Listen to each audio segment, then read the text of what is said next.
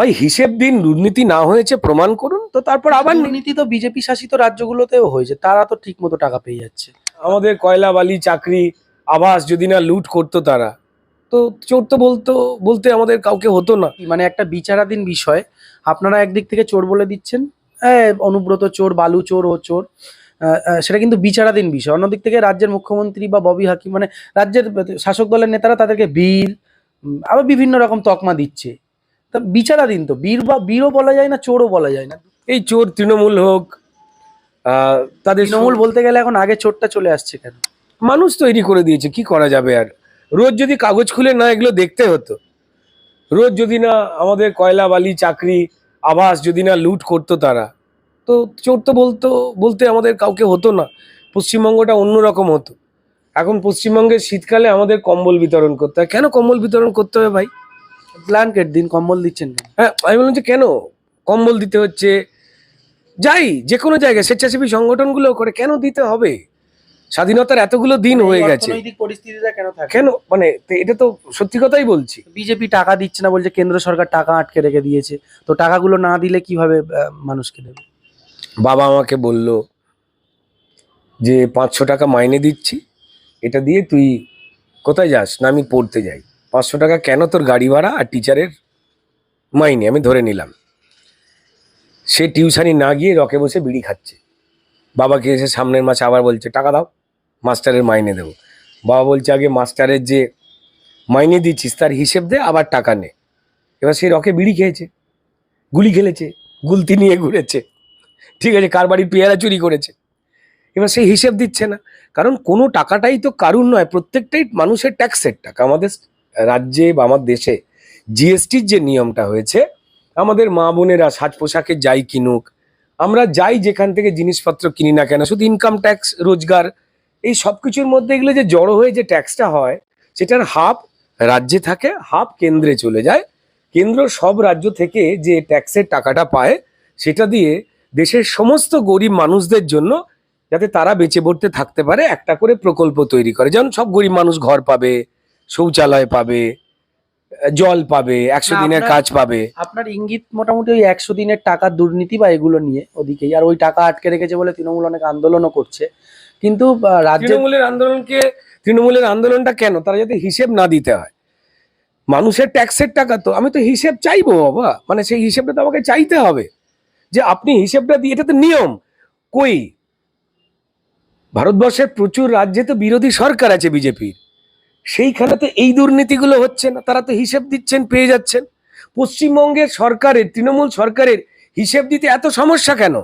যদি তাই হতো, আপনারা তো দেখিয়েছেন যে পরিষ্কার গরিব মানুষরা বাড়ি পায়নি, পেয়েছে তৃণমূলের নেতারা। চোখের সামনে চাল খেয়েছে বালু, ঠিক আছে, তো চোখের সামনে আমরা দেখতে পাচ্ছি যে কি কি হচ্ছে রোজ। চাকরি পায়নি ছেলে মেয়েগুলো রাস্তায় বসে আছে, এ কে খেয়েছে চারা চাকরি সবাই জানে। তো যাই হোক না কেন, হিসেবটা কেন্দ্র সরকারকে দিতে হবে, কারণ মানুষের ট্যাক্সের টাকা একটা প্রকল্পের মধ্যে দিয়ে আমার দেশের নিয়ম অনুযায়ী রাজ্য সরকারকে হিসেব দিতে, তারা হিসেব দিচ্ছে না। 1.5 কোটির ওপর ভুয়ো রেশন কার্ড, আপনি একটা নিউজ করেছিলেন, আমার যতদূর মনে পড়ছে, রেশন দুর্নীতির সময় নিয়ে একটা নিউজ করেছিলেন, যে দীর্ঘটা মানুষের লাইন পড়েছিল রেশনে কি কি আছে কি কি নেই, ঠিক আছে, আমি বোধহয় খুব ভুল বলছি না।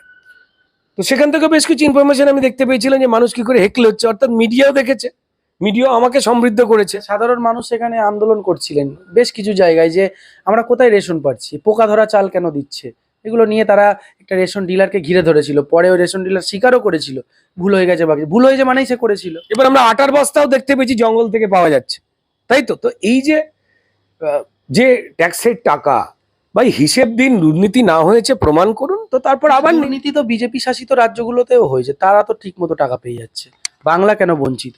তৃণমূল এটাই প্রশ্ন করছে। তৃণমূলের প্রশ্নটা তো বেবুনিয়াদ প্রশ্ন, না, তার কোনো বুনিয়াদি ভিত্তিই নেই। প্রথম কথা হচ্ছে, যদি কোনো জায়গায় দুর্নীতি হয় তার জন্য আইন আছে, আদালত আছে। আমাদের এখানে যতগুলো তদন্ত হচ্ছে, বিজেপির নির্দেশে তদন্ত হচ্ছে না তো। অভিযোগ করবার জন্য সম্মানীয় মাননীয় আদালত পড়ে আছে, হাইকোর্ট আছে, সুপ্রিম কোর্ট আছে। বিজেপি যদি দুর্নীতি কোনো কিছু করে থাকে, ভাই আপনি কোর্টে যান, আপনি সেখানে মামলা করুন, বিচারপতি যা রায় দেবে সে আমরা মেনে নেব। কখনো পর্যন্ত আমরা বলবার চেষ্টা করি না যে আমাদের যে দুর্নীতি করছে তাকে পরিষ্কার আমরা লালন করব।